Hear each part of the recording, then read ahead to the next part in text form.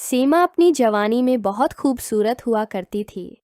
वो 50 साल की उम्र में भी इतनी ही ज़्यादा प्रशिश नज़र आती थी। इसकी आंखों में अब भी जवानी की चमक थी और जिस्म के हर खम ने वक्त के साथ अपनी पख्तगी जाहिर कर दी थी। इसके शौहर के इंतकाल को 10 बरस बीत चुके थे और घर में मुर्द की मौजूदगी महज ख्वाबों और यादें बनकर रह गई थी। सीमा की एक ही बेटी थी जिसकी शादी 1 साल कबल हो चुकी थी और सीमा के दामाद की बात ही कुछ और थी। उसका खूबसूरत और मुतनासिब जिस्म, दलक्ष आँखें कि कोई भी औरत देखे तो रात भर करार ना आए। जब पहली बार दामाद शादी के मौके पर अपनी सास से मिला तो उसने रवायती अंदाज में सलाम किया। उसने कहा था, अम्मी जान सलाम अलैकुम। सीमा का दिल एक लम्हे के लिए धड़कना भूल गया था। एम्मी जान, इसके दिल ने कहा कि ये लफ्ज़ बहुत प्यारा था, लेकिन दामाद की आंखें कुछ और कह रही थीं। शादी के बाद यासिर और सीमा की बेटी ने इसी घर के ऊपर वाले हिस्से में रहाइश अख्तियार कर ली। इब्तदा में सब कुछ मामूल के मुताबिक था, लेकिन आहिस्ता आहिस्ता कुछ नज़रों ने अपना रख बदलना शुरू कर दिया। एक दिन सीमा की बेटी बाजार गई और सीमा अकेले नीचे बावर्ची खाने में चाय बना रही थी। गर्मियों का मौसम था, पंखा खराब था और सफ़ेद कमीज इसके जिस्म के साथ चिपक रही थी। इसी लम्हे अचानक इसका दामाद नीचे आया। वो अपनी सास से कहने लगा, एम्मी जान, पानी मिल जाएगा। सास ने इसे हैरत से देखा था और उसकी नज़र अपने दामाद के जिस्म से टकराई थी। इसके बाजुओं से पसीना बह रहा था और सफ़ेद कमीज़ भीगी हो रही थी। सीमा ने फ़ौरन कहा, फ्रिज से निकाल लो, मैं मसरूफ़ हूँ। लेकिन सीमा के दिल में जैसे कुछ भटक गया था। जब दामाद ने पानी पी लिया तो सीमा की नज़र इसके होंठों पर अटक चुकी थी। वही होंठ जिन्हें कभी किसी ने इस शद्दत से नहीं देखा था। दूसरे दिन शाम को इसकी बेटी अपनी सहेली के घर चली गई। सीमा बरामदे में बैठी थी, हाथ में पंखा और माथे पर पसीना था। इसका दामाद नीचे आया और उसके पास आकर बैठ गया। दामाद अपनी सास से कहने लगा, अम्मी, ये पंखा मुझे दे दें, मैं आपको हुआ करता हूँ। दामाद ने बहुत नरमी से कहा था। दामाद की बात सुनकर इसकी सास कहने लगी, तो भी मेरी बेटी की तरह बहुत मीठा है। दामाद ने पंखे से हुआ करना शुरू कि हर झोंका, हर हुआ का टकराव सास के वजूद पर बिजली की तरह लग रहा था। दामाद कहने लगा, अम्मी जान, कभी कभी लगता है कि आप मेरी उम्र की होते तो। सीमा ने फौरन इसकी बात काटते हुए कहा, बदतमीज़, चुप कर, तेरी ज़बान काट दूंगी। मगर अंदर से उसकी ज़बान से कुछ और नज़रों से कुछ और निकल रहा था। इसी रात सीमा ने ख्वाब में देखा कि वो किसी के साथ किसी तारीक कमरे में है और वो चेहरा उसके दामाद का था। वो सुबह उठी तो शर्म से ज़मीन में गड़ी जा रही थी, मगर जब उसका दामाद मिला तो उसकी आंखों में कोई माजरत ख्वाही नहीं थी, सिर्फ एक खफिया मुस्कुराहट थी। सीमा ने इसी वक्त जान लिया था कि ये खेल अब शुरू हो चुका है। बेकरारी की आग का ये खेल अब शायद ख़त्म न होगा। सीमा की बेटी दिन भर अपने घर के काम में लगी रहती और इस का शौहर दफ्तर से आकर आराम करता। सीमा को वक्त गुजारने के लिए सिर्फ काम और ख्वाब बाकी रह गए थे, मगर अब एक तीसरी चीज़ भी शामिल हो चुकी थी और वो थी उसके दामाद की मौजूदगी। एक दिन बिजली चली गई, तमाम पंखे बंद हो चुके थे। सीमा पसीने में शराबुर बावर्ची खाने में चाय बना रही थी। इसी वक्त उसका दामाद नीचे आया, कहने लगा, अम्मी, गर्मी तो बहुत है, अगर इजाज़त हो तो मैं भी चाय के बहाने यहाँ बैठ जाऊं। सास ने आंखें मिटकाकर देखा, कहने लगी, तो आ गया है, अब आ जा, यहाँ बैठ जा। दामाद बावर्ची खाने के स्टॉल पर बैठ चुका था, लेकिन उसकी नज़रें सीधी अपनी सास के पीछे लगी हुई थीं, जहां सास का वजूद चाय बनाने में झुका हुआ था। सफ़ेद कमीज कमर से चिपकी हुई और दोपटा आधा कमर से हटा हुआ, जैसे किसी चीज़ को दावत दे रही हो। दामाद की बात सुनकर सीमा कहने लगी, बेटा, बस मेरे हाथ का हुनर है, हर चीज़ हाथ के काबू में हो तो बहुत मज़ा आता है। दामाद अपनी सास की बात सुन कर हंसने लगा, फिर आहिस्ता से कहने लगा, पर हाथ सिर्फ खाने बनाने के लिए नहीं होते, कुछ ख्वाब जगाने के लिए भी होते हैं। दामाद की ये बात सही थी। सास के दिल के कमरे में जा लगी थी। उसने पलट कर देखा मगर कुछ नहीं कहा। दामाद ने पूछा, चाय बन चुकी? सास ने कहा, चाय नहीं, आग बन गई है, संभालना, आता हो तो पी लेना। सीमा ने यह बात दामाद से नजरें चराकर कही थी। दामाद को चाय देते वक्त सीमा ने जानबूझकर इसका हाथ छू लिया था। सीमा कहने लगी, चाय पियो, ज्यादा बातें मत बनाओ। मगर सच ये था कि अब बातें ही सब कुछ थीं। जिस्म जबान से ज्यादा बोल रहा था और आंखें साफ कह रही थीं कि तुम रख क्यों गए हो। रात को जब सीमा अपने बस्तर पर थी तो बाहर हल्की बारिश हो रही थी। खिड़की के पर्दे हवा से हल रहे थे। इसी वक्त इसके दरवाजे पर दस्तक हुई। सीमा ने आवाज दी, बाहर तेज बारिश हो रही है, ऊपर छत से पानी टपक रहा है, नीचे सहन में चारपाई पर लेट जाऊं। सीमा ने थोड़ी देर सोचा।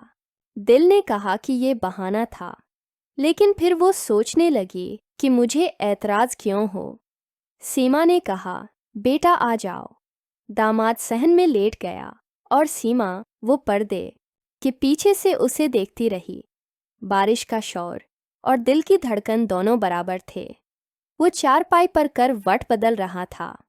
तभी वो आहिस्ता से बोला, अम्मी, नींद नहीं आ रही। बारिश की आवाज़ में कुछ और भी सुनाई दे रहा है।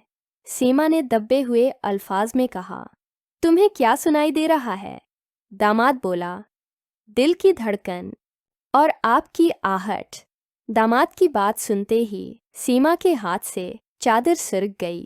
सीमा ने कहा, बेटा सो जाओ, कुछ चीज़ें बस महसूस करने के लिए होती हैं, बोलने के लिए नहीं। दामाद बोला, मैं महसूस तो कर रहा हूँ लेकिन रोक नहीं पा रहा। इसके बाद एक खामोशी छा गई। सुबह हुई तो बेटी वापस आ चुकी थी।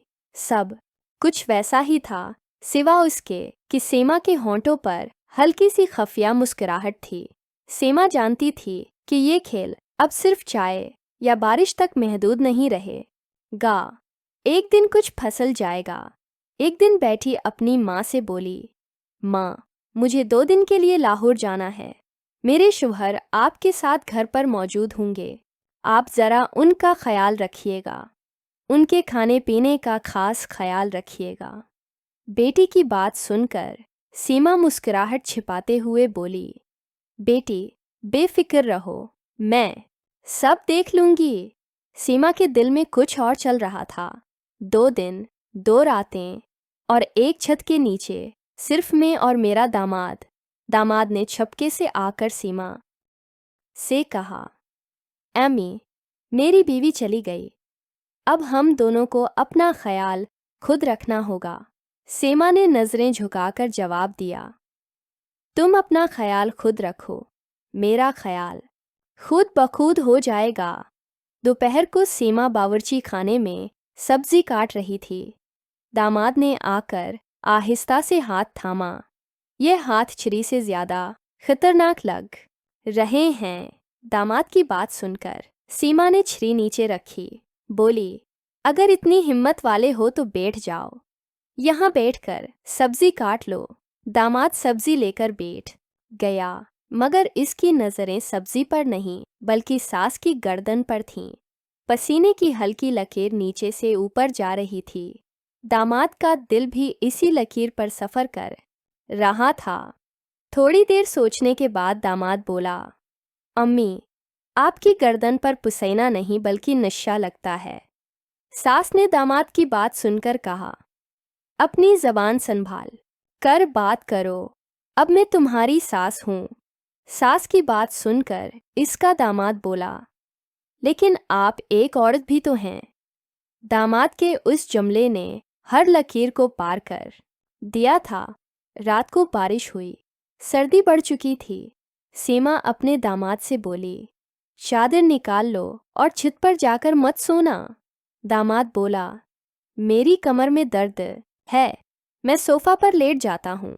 दामाद की बात सुनकर सीमा खामोश रही, लेकिन दरवाज़ा बंद नहीं किया। दामाद सोफा पर लेटा और उसकी दोनों आंखें जाग रही थीं, और एक लम्हा ऐसा आया जब उसका दामाद अंदर आया। हाथ में पानी का गिलास था। बोला, अम्मी, मुझे नींद नहीं आ रही, बस मैं ये पानी लेने आया था। दामाद की बात सुनकर सीमा बोली, और कुछ देने का इरादा तो नहीं था? दामाद अपनी सास की बात सुनकर बोला, अगर आप इजाज़त दें तो प्यास तो दोनों को लगी है। सीमा ने आहिस्ता से गिलास लिया और हाथ थाम लिया। इसके हाथ लर्ज रहे थे, जैसे किसी बिजली को छू रहे हों। इसके दामाद ने आहिस्ता से कहा, बस एक बार। दामाद की बात सुनकर सीमा ने अपनी आंखें बंद कीं और सिर को हल्का सा हिलाया। ये उसका इकरार था। एक लम्हा, फिर दूसरा, और फिर वो खामोशी। चीखने लगी। कमरा वही था, बस्तर वही, मगर अब जिस्म कहानी लिख रहे थे। दरवाज़ा खुला हुआ था, दरवाजे के पर्दे हुआ से हल रहे थे। सुबह जब सीमा उठी तो बिस्तर पर चादर के नीचे खालीपन था, मगर इसके जिस्म में एक अजीब गर्मी बाकी थी। इसका दामाद ऊपर वाले हिस्से में जा चुका था, मगर जाते हुए वो कमरे के दरवाजे पर आहिस्ता से बोल गया था कि अब मैं सिर्फ आपकी बेटी का शौहर नहीं, आपका राजदार भी हूँ। सीमा ने चादर को अपने ऊपर और लपेट लिया, जैसे इस जुमले को खुद से लपेट रही हो। सीमा की बेटी वापस आ चुकी थी। घर में अब सब मामूल के मुताबिक लग रहा था, लेकिन सिर्फ नजर आने में। सीमा का दामाद अपनी रूटीन में था, मगर इसकी नज़र हर वक्त सीमा के आसपास चक्कर लगाती थी। सीमा चाय का कप हाथ में लिए जब सहन में बैठती तो उसका दामाद ऊपर की खिड़की से बाहर देखकर जैसे उसके जिस्म को चूम लेता था, और सीमा वो कप को होंठों से लगाकर अपनी आंखें बंद कर लेती, जैसे वो चाय नहीं बल्कि अपने दामाद की नज़रों का जायका चुख रही हो। एक रात जब सब सो चुके थे, सीमा के कमरे का दरवाज़ा आहिस्ता से खुला। दामाद ने अंदर आकर कहा, एमी, मैं वो खामोशी दोबारा सुनना चाहता हूँ।